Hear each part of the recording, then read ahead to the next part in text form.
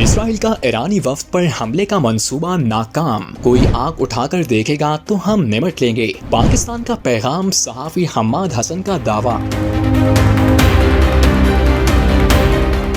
ایران امریکہ مذاکرات ناکام بنانے کی کوشش، اسرائیل کی جانب سے ایڈونچر کرنے کے شواہد سامنے آ گئے، پاکستان پوری طرح الرٹ تھا، کیا تیاری کر لی گئی تھی، کہاں کہاں پاکستانی طیارے ایکٹیو کر دیے گئے تھے، سینئر صحافی حماد حسن کا دعویٰ سامنے آ گیا۔ سینئر صحافی حماد حسن نے انکشاف کیا کہ ایران امریکہ مذاکرات کامیابی کی طرف بڑھ رہے تھے تو کچھ ایسے شواہد سامنے آئے کہ اسرائیل کوئی خوفناک ایڈونچر کر سکتا ہے، ایرانی وفد کے طیارے پر ترکیہ کے آس پاس حملہ ہو سکتا ہے۔ انہوں نے کہا کہ پاکستان پوری طرح الرٹ تھا، سعودی عرب میں اپنی انسٹالیشنز فعال کی اور بلوچستان کے کچھ بیسز پر بھی پاکستانی طیارے کھڑے تھے، پھر سیکیورٹی منصوبہ دے کر محسن نقوی کو ایران بھیجا۔ سینئر صحافی حماد حسن نے ولاگ میں دعویٰ کیا کہ ممکنہ اسرائیلی ایڈونچر کی کچھ شہادتیں دستیاب تھیں لیکن زیادہ کنفرم نہیں تھیں۔ ایک کال کسی عرب ملک کی انٹیلیجنس نے پکڑی تھی اور اس پر کچھ انفارمیشن آئی تھی۔ پاکستانی انٹیلیجنس کو بھی اطلاعات ملی کہ اگر ایرانی قیادت باقر کالباف اور عباس عراقچی سوئٹزرلینڈ کی طرف پرواز کریں تو اس پر ترکیہ کے آس پاس حملہ ہو سکتا ہے۔